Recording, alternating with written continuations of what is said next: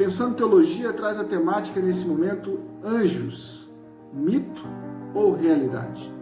Eis um assunto muito interessante, trabalhado na teologia como angelologia, e objeto de estudo, inclusive daqueles que não professam a fé cristã. E para esse assunto, para esse tema, temos a oportunidade e o privilégio de aprender com Kenner Terra, escritor, teólogo, pastor, doutor em ciências da religião, que vai conversar com a gente nesse momento, nos dando a oportunidade de aprender um pouco mais. Aproveitemos. Obrigado por você ter aceitado o convite de estar conosco aqui no Pensando Teologia. Muito grato por você ter conseguido um espaço na sua agenda aí. Prazer, Fernando, prazer. Espero que a nossa conversa contribua com a formação, reflexão dos nossos ouvintes aí. Amém. Kenner, você que é um escritor, é um doutor, tem muito conhecimento, e tem um assunto que eu creio ser muito relevante nesse tempo, inclusive, é a questão dos anjos. Então, eu queria colocar para você a seguinte pergunta: anjos, mito ou realidade? Fala um pouquinho para a gente sobre isso.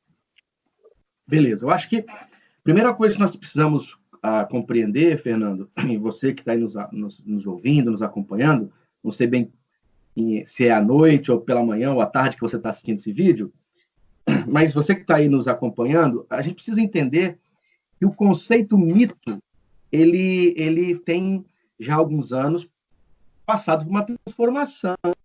Quer dizer, antigamente, e no senso comum, inclusive, né, nós costumamos colocar lado a lado, como expressões não conciliáveis, né? Mito ou verdade, né? Mito ou história.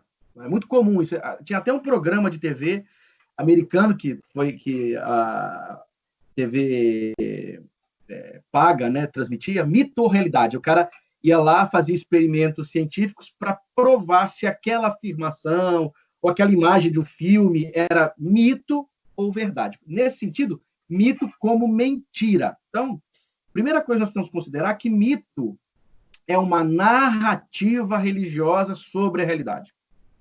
Então, não é necessariamente... o mito não entra na categoria, por exemplo, de verdade ou mentira.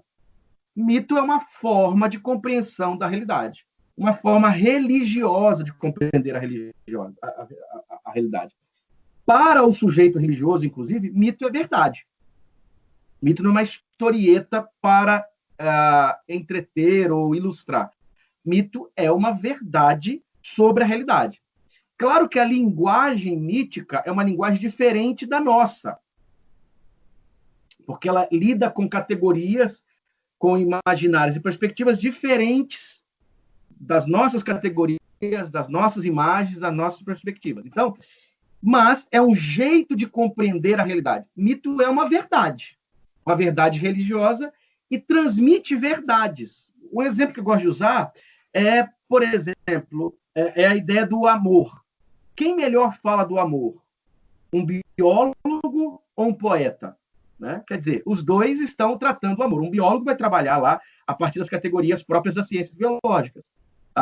O poeta a partir da metáfora, não é? E das imagens. Quer dizer, um poeta vai apresentar níveis a respeito do amor que não são possíveis de serem alcançados por uma ciência como a biologia.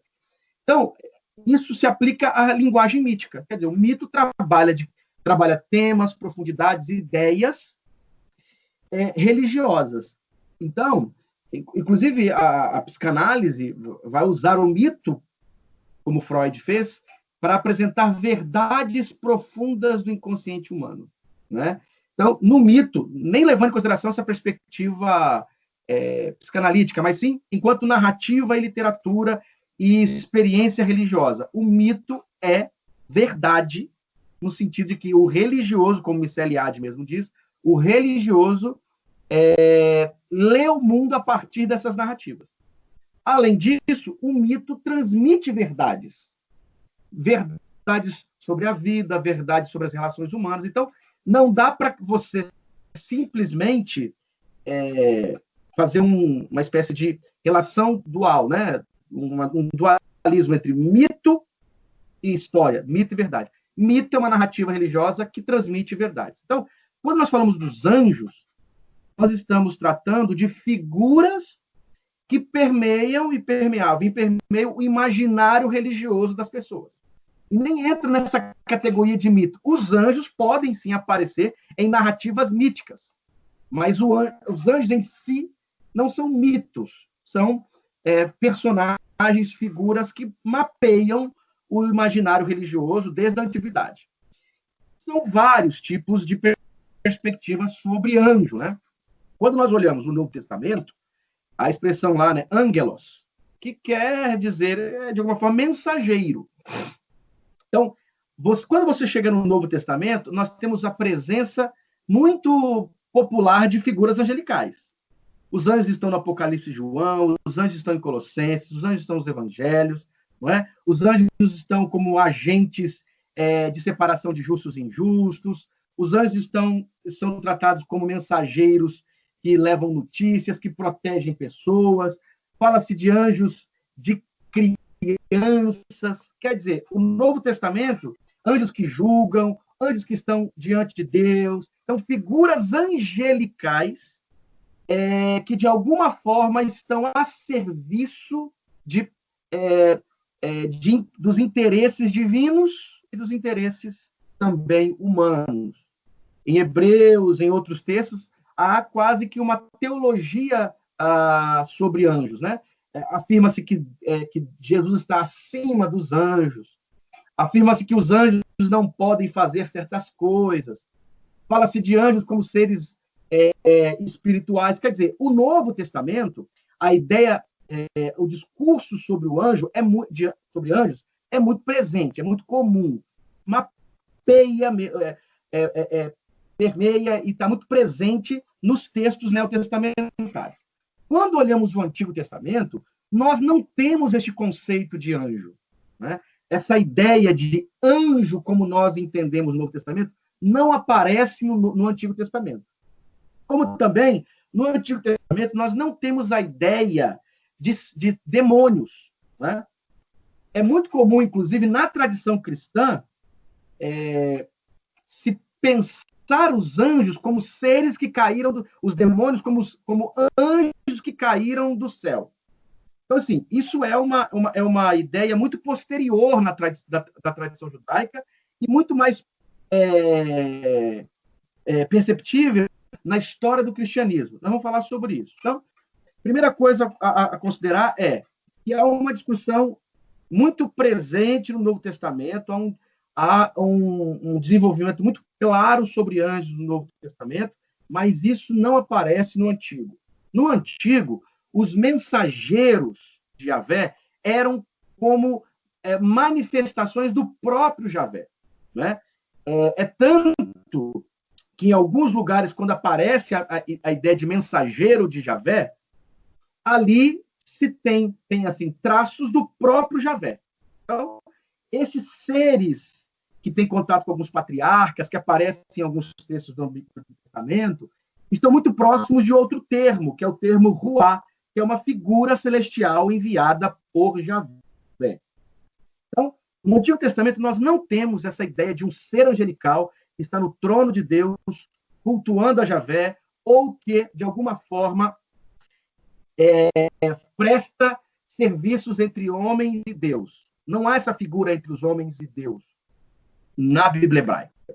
O capítulo 6 de Gênesis, que fala dos filhos de Deus e as filhas dos homens, né, os filhos de Deus e as filhas dos homens, esse texto é uma narrativa antiga da tradição judaica que fala mesmo de seres celestiais como os Ben Elohim em Jó. Era muito comum no imaginário judaico a ideia de um trono divino no céu cercado por seres celestiais. Por exemplo, o Salmo 82 fala que Elohim se levanta na Assembleia dos Elohim. Quer dizer, Deus se levanta na Assembleia dos deuses. Você tem a imagem de Deus questionando no trono quem iria servir de espírito de mentira nos profetas que anunciariam no episódio lá de dois reis.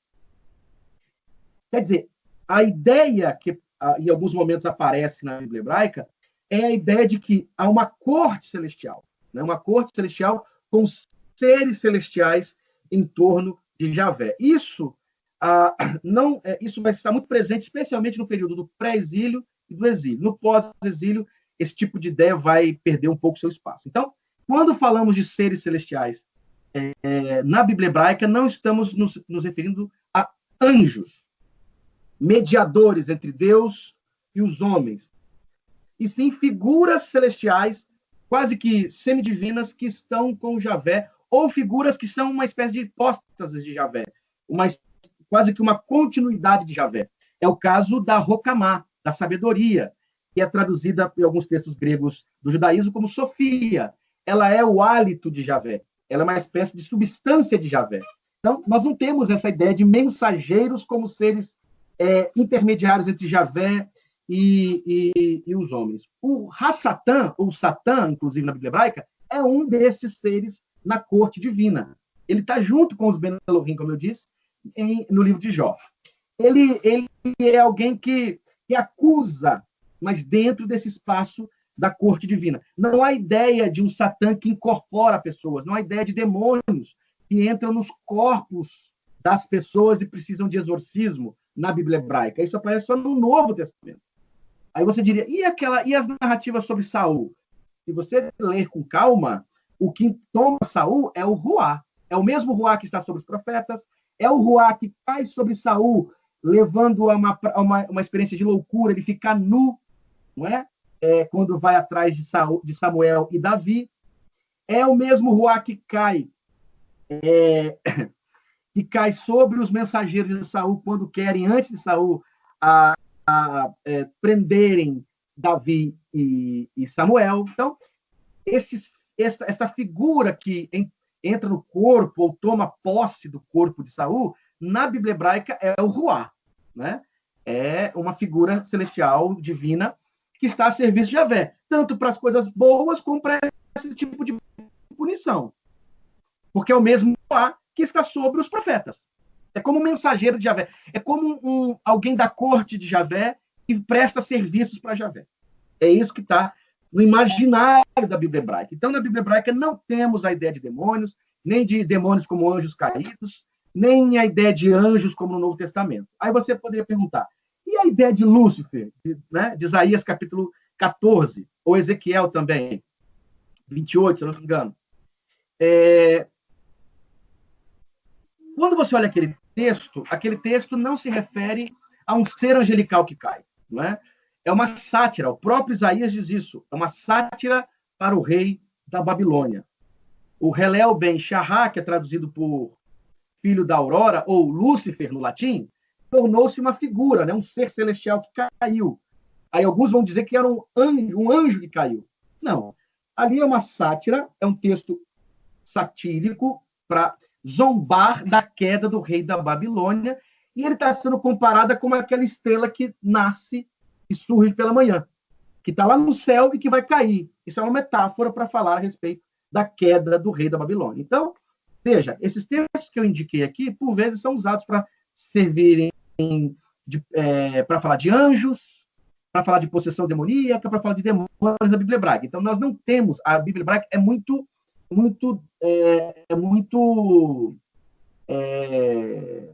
limitada nessa discussão sobre anjos e demônios na Bíblia hebraica. A Bíblia hebraica não tem isso. Ela é muito discreta sobre esse assunto. A figura que nós temos é de Javé, seres divinos, seres dos desertos, sabe, seres animalescos como Azazel, por exemplo, né? Você encontra no Código das Leis de Sacrifício na Torá um bode que é para Javé e outro bode para Azazel no deserto. Quer dizer, um ser que está no deserto que nós não sabemos ao certo do que se refere.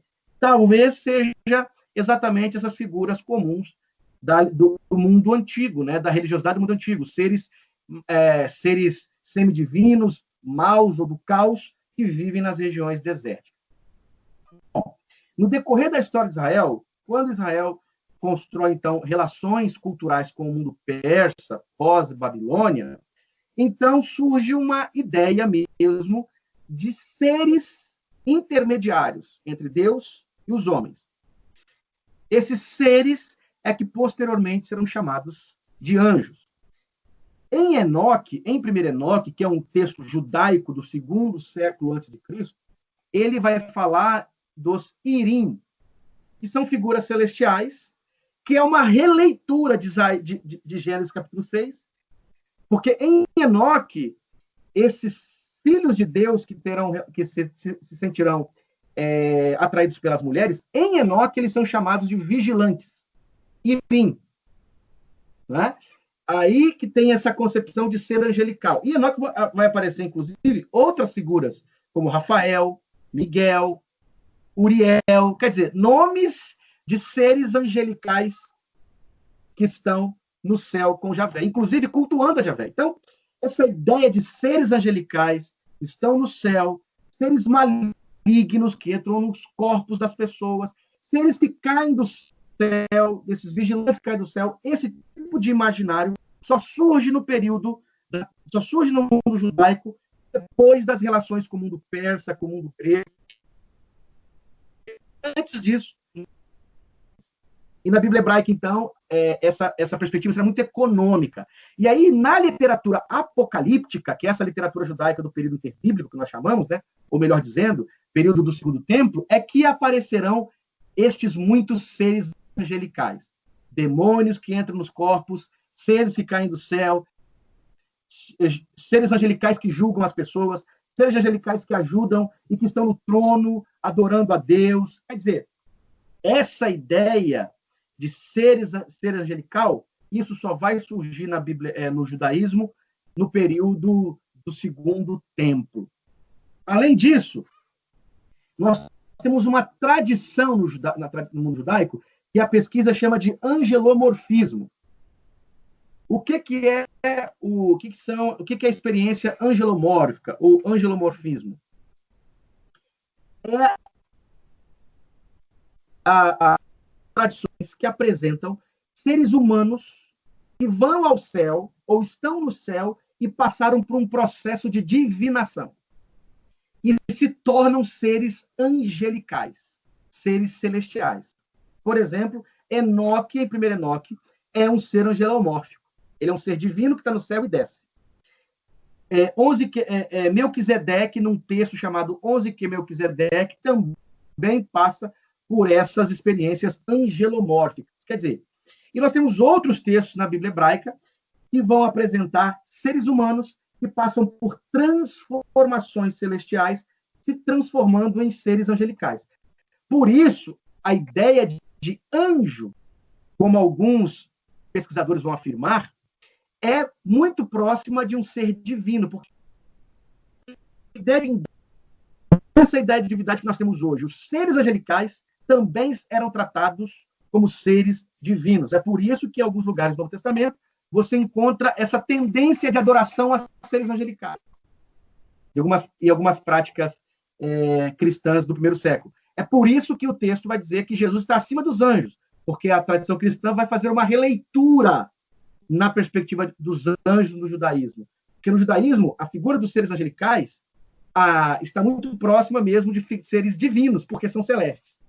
No cristianismo, isso vai mudar um pouco e esses seres celestiais angelicais terão um valor menor, tendo Jesus, inclusive, como acima deles. Então, vamos lá para a gente recapitular aí todo esse conjunto de informações. A Bíblia hebraica tem pouca informação, pouca coisa sobre seres angelicais, sobre demônios, sobre possessão maligna, sobre seres que caem do céu, etc. A Bíblia hebraica, essa ideia é quase ausente. O que nós temos são seres celestiais, seres dos desertos, seres semidivinos, seres que estão na corte de Javé, etc. Na tradição posterior ao exílio, tradição especialmente persa e depois a tradição grega, é o tempo em que haverá essa necessidade de seres que vão intermediar entre Deus e os homens. Porque agora Javé deixa de ser o Javé que anda com o povo, o Javé de uma tribo, ou o Javé de uma nação, e torna-se o Javé Senhor dos Senhores, universal, distante. E aí a necessidade de seres angelicais. As culturas do mundo antigo vão contribuir para a formação disso. Né? Vão contribuir para a construção dessa ideia. E, naturalmente, a partir da literatura apocalíptica, a figura de seres angelicais e a figura de seres malignos e seres malignos resultado de queda de anjos, e aí sim essas ideias se tornaram mais populares. É exatamente nesse contexto que o Novo Testamento surge. Por isso que o Novo Testamento tem tantas imagens demoníacas, angelicais, celestiais, porque o Novo Testamento está exatamente inserido neste contexto da literatura do Segundo Templo, da literatura apocalíptica especialmente. Então, chegando no Novo Testamento, a ideia dos seres angelicais vai ficar mais clara, mais presente. Na literatura cristã posterior, a isso vai desenvolver muito bem. Você vai encontrar uma longa tradição cristã posterior falando de seres angelicais. A literatura pseudepígrafa, apócrifa, especialmente a literatura apócrifa, a literatura medieval, a arte medieval, a arte renascentista. Quer dizer, depois disso, depois do Novo Testamento, vai se desenvolver assim uma tradição longa, profunda, complexa sobre seres angelicais. É tanto que depois, por conta das relações culturais, os encontros das religiões, você vai ver a migração de ideias de seres angelicais para outras religiões também. Aí os anjos vão ganhar uma diversidade de funções muito mais complexas do que encontramos no Novo Testamento, nomes novos surgirão, e aí a tradição angelical vai se tornar muito plural. Então, o que nós temos hoje sobre seres angelicais está mais enraizado nesta tradição posterior do que no próprio Novo Testamento e muito menos no Antigo Testamento.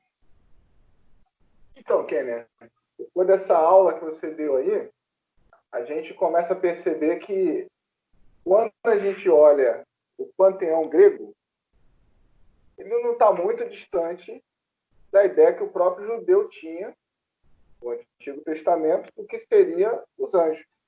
Colocando assim, deuses no nível menor, né? Parece que a concepção do celeste do mundo antigo, ela também meio que persegue ali também o texto do Antigo Testamento. O problema que eu percebo é que quando a gente faz a leitura do Antigo Testamento com o olhar do Novo Testamento, e diga-se de passagem, eu creio que nós temos que fazer essa leitura também com o olhar de Cristo, mas quando a gente começa a olhar o Antigo Testamento interpretando com a visão que você colocou do Novo Testamento, a gente começa a ter uma tendência a interpretar, por exemplo, vou voltar nele no texto de Gênesis capítulo 6, fica muito claro quando eu olho com o olhar do Novo Testamento, eu vou ter uma visão diferente do texto de Gênesis 6. E se eu olhar conforme você bem explicou, eu vou ter um outro entendimento sobre o que seriam os filhos de Deus. Queria que você falasse um pouquinho mais sobre Gênesis capítulo 6. Porque eu creio que esse tem sido um grande debate entre os teólogos ainda hoje, sobre os filhos de Deus são anjos, são os filhos de Sete, são poderosos. A sua interpretação. Os Ben Elohim, né? Ali em Gênesis 6, nós temos pelo menos duas tradições reunidas. Você tem uma tradição sobre a punição dos seres humanos, tem a tradição dos gigantes, Giborim, e etc. Os heróis. Aquele texto é uma crítica especialmente aos reis da antiguidade que se tratavam como seres divinos. Ali é uma crítica a isso. E representa uma narrativa religiosa judaica, muito parecida com as narrativas religiosas das tradições do mundo antigo, de seres divinos e celestiais. Os Ben Elohim, na Bíblia hebraica, eles aparecem ali, aparecem em Jó, mas não são anjos, e muito menos descendência de Sete. Quer dizer, essa tentativa de desmitologização, racionalização do texto, é um caminho que desconsidera o imaginário do mundo antigo. A Bíblia hebraica dialoga com o imaginário do mundo antigo. E o imaginário do mundo antigo tem a concepção de seres humanos que são resultado de o contato de seres divinos com seres terrestres. Quer dizer, Gênesis 6 carrega essa linguagem religiosa, essa linguagem mítica. Não mítica como mentira, né? Mítica como linguagem religiosa do mundo antigo. E dialoga muito com as tradições do entorno. Posteriormente, tradições gregas, né, que vão falar de seres celestiais, divinos, que têm contato com seres seres terrestres, humanos. Vejam, há uma pesquisa muito interessante, em um artigo publicado na década de 70, que vai comparar Gênesis capítulo 6 com os textos de Hesíodo, por exemplo, com a literatura grega, que fala desses seres divinos e humanos, resultado mesmo da relação de seres celestiais com mulheres humanas. Como também ele vai mostrar como essa ideia de ser que está no céu, ser divino. Então, Gênesis 6 é uma narrativa religiosa judaica que dialoga com o mundo do seu tempo, o mundo antigo, e se refere a seres celestiais, divinos, que estão na corte de Deus. Quando o primeiro Enoque vai ler esse texto, ele lê o texto dizendo que esses seres celestiais são os vigilantes, seres angelicais. O primeiro Enoque vai fazer isso, mas Gênesis, na verdade, não tem aí o conceito de anjos, mas são seres divinos numa corte celestial, como o Salmo 82, como o livro de Jó, quer dizer, como os textos outros que falam de uma estrutura no céu formada por uma corte divina. Kenner, no Novo Testamento, então, quando Jesus faz... Enfim, todo o texto do Novo Testamento, quando fala dos anjos, ele se refere agora, como você bem explicou, muito mais claramente à concepção de anjos que nós temos hoje. Mas é bom até pontuar de novo aqui, o problema é exatamente quando a gente faz a leitura do Novo, comparando com o Antigo, e dá essa confusão toda que você já bem explicou para a gente aí. Mas no Novo Testamento, quando há questões de citação dos anjos, o que de fato ali a gente pode dizer que está claro no texto, e não há nenhum erro teológico em afirmar, por exemplo, arcanjos, anjos, querubins, serafins. O que cada um citado ali é exatamente? Pronto. A estrutura celestial do Novo Testamento, porque ele foi criado todas as coisas que há em cima no céu e embaixo da terra, sejam tronos, sejam dominações, sejam potestades, sejam principados. Tudo foi criado por ele e para ele. Não é isso que está Colossenses 1,16. Quando você olha Apocalipse de João, o visionário chega no céu e encontra uma série de figuras celestiais adorando no trono. Cada uma com uma classe, com uma categoria diferente. Este imaginário é um imaginário muito comum da estrutura cósmica da literatura apocalíptica. Quer dizer, uma literatura judaica que surge no período do Segundo Templo, entre o século II a.C. até o século II depois de Cristo. Esse recorte de literatura judaica é muito rico, essa literatura é muito rica nas imagens de anjos no céu. Então, o Novo Testamento reflete isso. Esses conceitos, esses nomes, representam classes celestiais, grupos angelicais que estão no entorno do trono que aqui agora estão também no entorno do Filho de Deus, do próprio Jesus. Jesus entra na economia da corte divina no Novo Testamento. É exatamente isso que acontece no Novo Testamento, com a ascensão, é exatamente o que acontece quando Estevão olha para o céu e vê, é a mesma coisa que João vê, quer dizer, o Cordeiro agora está dentro da economia divina no Novo Testamento. Então, o Cordeiro é divino como o Pai é divino. E ele, se ele é divino como o Pai é divino, logo há a presença de seres angelicais que o adoram. É essa a perspectiva que nós encontramos no Novo Testamento. E esse de adoração se dá em classes. Anjos, principados, provavelmente principados e potestades e tronos não sejam seres malignos, mas sim esse sistema angelical, não é? Quer dizer, que é muito comum na tradição judaica. Ali é a presença da tradição judaica, apocalíptica judaica, no imaginário cristão. O cristianismo é um movimento judaico, né? Então, quer dizer, é um movimento judaico que tem Cristo como o que realiza as profecias da Bíblia hebraica e o Messias. O cristianismo das origens, né, esses movimentos cristãos que surgem no primeiro século, eles estão vinculados profundamente ao judaísmo. Tanto que alguns deles permanecem no templo cultuando, como encontramos em Atos. Né? Preservam práticas da tradição judaica. O Novo Testamento é releitura da tradição judaica, do Antigo Testamento e dessa literatura maior que nós citamos aqui. Então, a estrutura celestial presente no Novo Testamento é a estrutura celestial do contexto da apocalíptica judaica. Então, estes nomes representam classes angelicais do imaginário do Novo Testamento. Então, se nós hoje estamos fazendo certo, aí já é uma outra discussão, né? Quer dizer, tem textos difíceis no Novo Testamento sobre isso. Texto que fala de anjos para cada criança, né? Exorta que tem que tomar cuidado, porque você pode estar atingindo o próprio anjo que cuida daquela anjo da guarda, né? Você tem isso no Novo Testamento. Então, o imaginário do Novo Testamento é um imaginário muito mais religioso do que os modernos gostariam que fosse.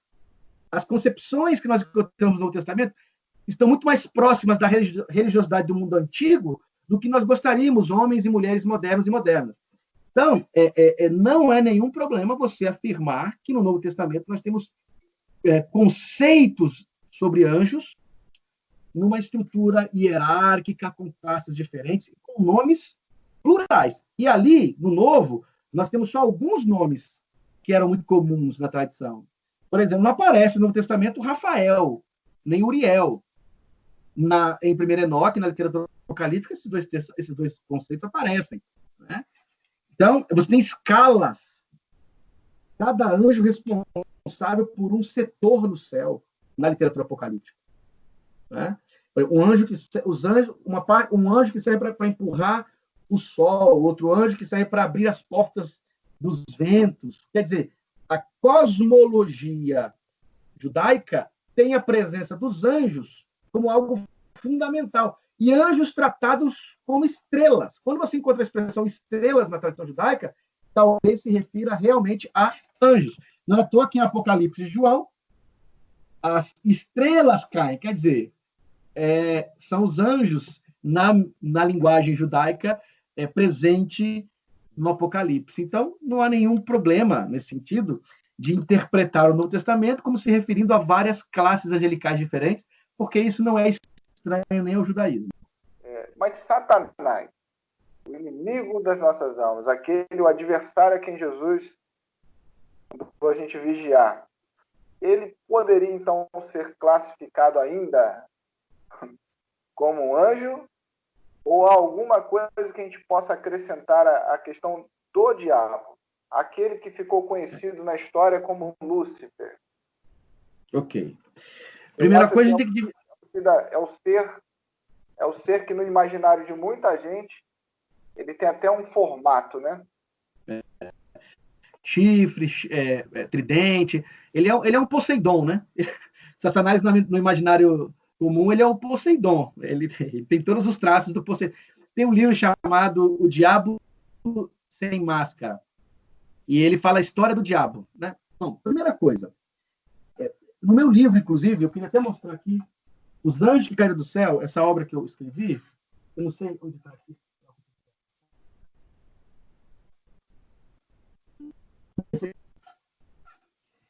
Que está na 3ª edição, saiu pelo Sebi, pela editora Recriar e tal.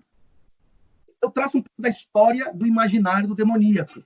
E primeira coisa, você traçar como a ideia do demoníaco surgiu, não é negar que o demônio exista. Você só, na verdade, você vai apresentar como que no imaginário judaico ele se desenvolveu. Então, assim, quem diz que Satanás é Lúcifer, que caiu do céu, anjo de luz, não é a Bíblia, mas sim a teologia posterior, numa leitura alegórica a Isaías. Então, a gente precisa considerar isso. Então, o que está em Isaías? Isaías não está falando de um ser celestial que cai. Aí os caras juntam com Ezequiel e dizem que Satanás ele era uma espécie de líder da música, do louvor no céu, né? Aí por isso que o diabo é o pai do rock, né? Quer dizer, os caras estão ouvindo mais Raul Seixas do que o texto bíblico, né? O diabo é o pai do rock. Aí o Raul Seixas diz, e foi ele mesmo que me deu um toque. E quando Freud explica as coisas, o diabo fica dando toque. Quer dizer, os caras estão ouvindo mais a Raul Seixas do que o próprio texto bíblico. Então, essa ideia de que o diabo é um ser angelical que caiu, linkando a figura de Lúcifer. Lembrando, Lúcifer é uma palavra em latim, então você encontrar Lúcifer na Bíblia hebraica é estranho, né? Então você já percebe que tem a ver mais com a Vulgata do que com a Bíblia hebraica, que é a tradução do hebraico, grego para o latim. Então, Lúcifer é uma tradução do latim, porque a estrela da manhã, no latim, é Lúcifer. Estrela que aparece no céu no entardecer aí, os gregos chamavam de Ea, Helel está na Bíblia hebraica, e Lúcifer em latim, por isso. Então, quer dizer, depois que eles foram pegar essa expressão Lúcifer e personificar. Então, Isaías não fala de Satanás. A Bíblia hebraica não fala da origem dos demônios. Nós não temos a Bíblia hebraica a origem dos demônios, a origem de Satanás. Nós só temos na tradição judaica posterior uma proposta de origem. Inclusive, a origem do mal no mundo. É uma teodiceia. Está em 1 Enoque. Enoque diz que os demônios surgiram assim. Os vigilantes desceram, tiveram relação com as mulheres. Ele está relendo Gênesis 6. Estes seres angelicais foram punidos, presos em calabouços no deserto. E os seus filhos, quem são os filhos? Os que nasceram da relação com as mulheres, dos vigilantes com as mulheres. Os gigantes também morreram, e dos seus corpos saíram os pneuma acártaton, os espíritos imundos. E quem eram esses espíritos imundos? Seres animalescos, espíritos que atacavam as pessoas, produziam maldade, criavam doenças. E num texto posterior, que é o texto de Jubileus, que vai reler 1 Enoque, porque 1 Enoque foi muito importante para o judaísmo e para o cristianismo, Jubileus vai dizer que dentro destes seres celestiais que saíram dos corpos dos gigantes, surgiu um líder, Mastemas, que é o proto-Satanás. Então, é o único lugar que a gente tem a ideia de seres demoníacos que vêm de anjos caídos. E nem dos anjos em si, mas dos filhos dos anjos. Então, é a única narrativa que explica a origem do mal, ou a origem do demônio. Então, quando nós olhamos o Novo Testamento, os demônios estão lá. Tem o líder, tem o príncipe dos demônios, os demônios entram nos corpos. Interessante, no Novo Testamento, o líder não entra no corpo de ninguém, os demônios sim, os demônios causam coisas, os demônios são exorcizados, entram até em porcos, não é? Quer dizer, essa ideia é uma ideia muito presente no Novo Testamento. O Novo Testamento não explica de onde vêm os demônios. Aquele texto diz, eu vi Satanás caindo do céu. Né? Quer dizer, isso aqui é um eco de 1 Enoque, e mais, é para explicar uma coisa. Os discípulos tinham sido enviados para curar, pregar e expulsar demônios. Eles voltam contando que expulsaram demônios e que curaram. Aí Jesus diz, eu vi Satanás cair do céu. Quer dizer, os discípulos venceram Satanás. É essa a ideia. E ele faz isso usando a linguagem da literatura enoquita, né? Não da Bíblia hebraica. Talvez Isaías e o profeta Ezequiel tenham sido lidos na história com os óculos de Enoque, mas eles não surgem com as perspectivas de Enoque. Tá? Então, nós não temos a origem de Satanás na tradição bíblica. Nós não temos de onde ele vem.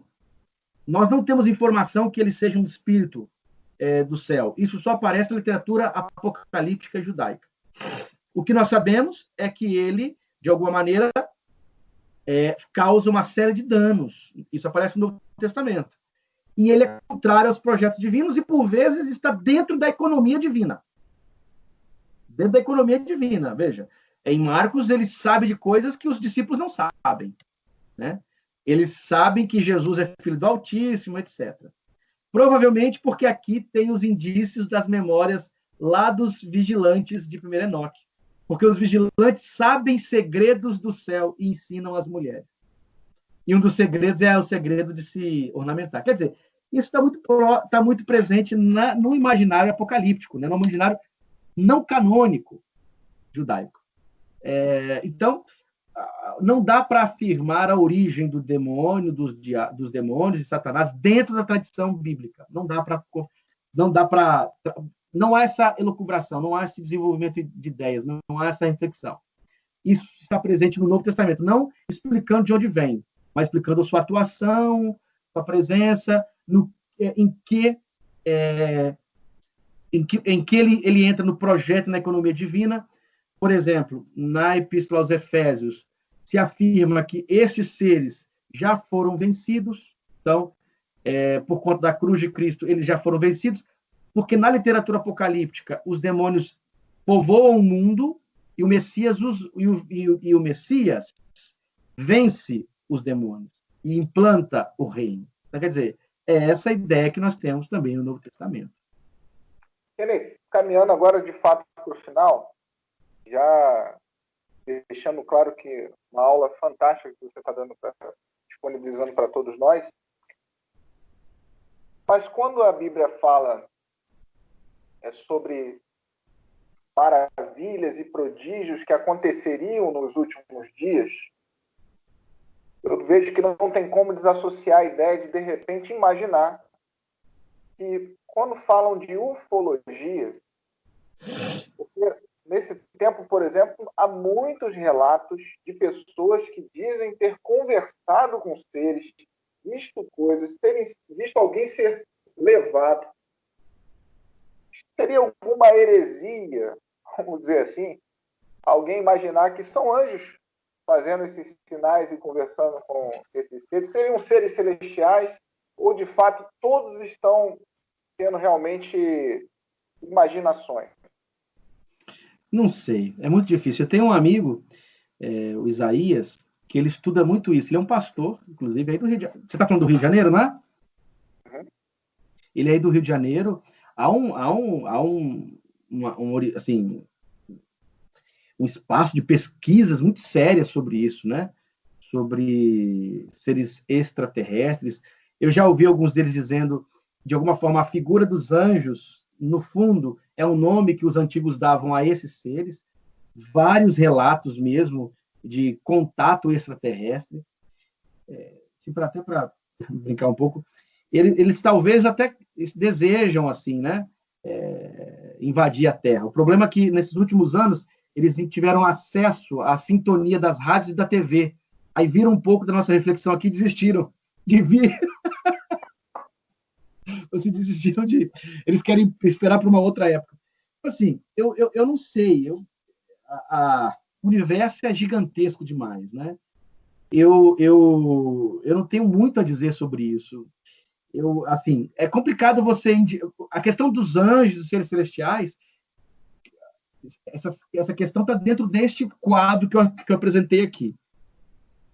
Linkar isso como prova para a existência de seres extraterrestres, eu acho que é muito, né?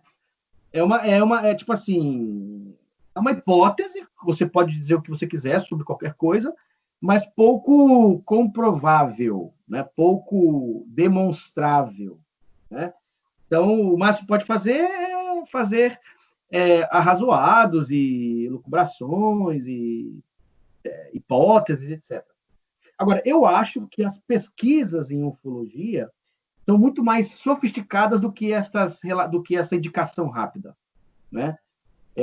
São pesquisas muito mais complexas, não são tão simples assim. Nós que não conhecemos sobre esse assunto, leigos, né? A gente tenta ir ali entender um pouco mais isso e ouvimos no senso comum destes que gostam do assunto linkar os anjos aos seres extraterrestres. Mas eu acho que isso é muito e seria legal ouvir especialistas em ufologia, né, falando a respeito, porque provavelmente eles não se sentiriam muito representados nesta ideia de que a pesquisa afirma nessa área que os seres angelicais são os extraterrestres, uma espécie de... É a linguagem bíblica para aquilo que eles não conheciam, por exemplo. Não sei. É muito. Nós temos muita coisa estranha debaixo do sol, né? Há muita coisa esquisita, não é? E eu não tenho problema em admitir o esquisito, o estranho, o misterioso. Eu não sou racionalista, materialista, eu não limito as coisas só a essa realidade. Crer, inclusive, é crer que o mundo funciona também em outro tipo de de outro tipo de sistema, que não é só o sistema natural. Eu acredito, por exemplo, em manifestações carismáticas, eu acredito na intervenção de Deus na vida, eu acredito que, de alguma forma, eu acredito, sou religioso, né, nesse sentido. Então, mas, falando a respeito de seres extraterrestres, aí eu acho que é muito para inserir esse conceito, inserir essa figura, esses personagens dentro aqui da discussão sobre seres angelicais no imaginário do Novo Testamento, né? O máximo que a gente fazer é ouvir quem trabalha com seriedade a questão de ufologia, né, a ufologia, e tentar entender melhor o que eles estão querendo afirmar sobre esses seres. Agora, me parece que é demais compará-los ou fazer uma referência direta com os seres celestiais ou com os seres angelicais. Perfeito. É interessante, Kenny, e agora realmente já te agradecendo, que todo o nosso papo aqui foi feito com muita seriedade por você. A gente tocou em alguns temas que sempre passam na mente de algumas pessoas e muitas das vezes não tem oportunidade de ouvir um pensamento acadêmico, um pensamento um pouco mais dentro, com embasamento para falar. Anjos, de fato, muitas pessoas têm uma figura, o bonzinho que tem asinhas e o malzinho que tem um tridente. E, inclusive, é interessante no nosso papo que você mesmo pontuou. A Bíblia hebraica, carregada de todo um contexto daquele momento, do Novo Testamento, com outro olhar, mas é interessante a seleção do teólogo, do pastor, quando lhe interessa. Quando lhe interessa, no púlpito, ou que seja, justificar uma teologia, ele, de repente, utiliza o texto que é alegórico para afirmar que ele é literal. E quando o texto é literal, ele prefere entender que é alegórico quando lhe convém. E os anjos têm muito nessa praia, né? A gente tem que ter muito esse cuidado, como você bem agora falou no final. Eu posso usar o texto sagrado para fazer uma afirmação e as aparições de ufologia são manifestações demoníacas. Mas qual é a base que eu tenho? Então, se me convém, eu uso isso até alegoricamente para justificar. Mas quando não me interessa, eu utilizo a literalidade do texto para defender aquele meu pensamento. E eu acho que no final de todo o nosso papo aqui, é importante a gente deixar claro isso, que aquilo que está revelado para a gente, nós afirmamos. Aquilo que a gente não tem como ter certeza, a gente pode até imaginar, isso é muito saudável, mas nunca dizer que Deus falou o que é. Porque isso deve ser o dever de nós como pastores. Pregar a palavra naquilo que Deus assim nos permitiu. Entretanto, Deus não nos proibiu de investigar, pesquisar, estudar, como é o que você fez, Kenny. Então, muito obrigado de coração você ter encontrado tempo na tua agenda e ter fornecido esse conhecimento para a gente. Eu tenho certeza que vai abençoar muitas vidas. Talvez um papo desse crie um certo problema para aqueles que não querem sair da caixinha de não pensar. Mas para aqueles que estão a fim de entender realmente a própria palavra e conhecer a Deus um pouco mais profundamente, vão ficar muito felizes e enriquecidos com o que você nos ensinou. E também são propostas de compreensão, né? A pessoa não precisa tomar isso agora como uma verdade inquestionável. São propostas, são hipóteses, tem lacunas, tem fraquezas, tem força. Quer dizer, cada um precisa acessar essas informações, averiguar, avaliar, e depois tentar, inclusive, colocar isso dentro do seu próprio sistema de vida, para a sua vida religiosa, vida de fé, caminhada no reino, seguimento de Jesus. Eu acho que existem coisas que são muito mais relevantes no sentido da prática no mundo a partir da fé, para além dessas discussões. Essas discussões ajudam num setor da nossa caminhada com o Evangelho. E esse setor é um setor, de certa forma, periférico, vamos assim dizer, e que você dialoga, você discute, você pensa possibilidades. São duas atitudes que me parecem equivocadas. Uma, negar simplesmente ouvir o outro, ouvir outra coisa. É tão fundamentalista a ponto de achar que não tem ouvidos para nada que não seja aquilo que já se sabe. E o outro lado também, aceitar acriticamente todas as coisas que são expostas, como a que eu expus aqui. Acho que o equilíbrio desses dois polos ajuda a maturidade. Legal. Kenny, obrigado. Eu acho Prazer. que a tua frase agora final resume o que o pensamento, eu também penso assim, a gente não pode menosprezar o dom que Deus nos deu de pensar. Fazer isso com seriedade, sabendo que o nosso Deus, ele é bondoso, amoroso. E o que você falou, esse assunto dos anjos é importante, mas mais importante de tudo é o Jesus. O Deus que é amor e se encarnou, e que com certeza quer um pouco mais da gente aí de postura da prática do Evangelho. Obrigado, Kenny. Obrigado de coração. Prazer, um abraço para ti e para todos.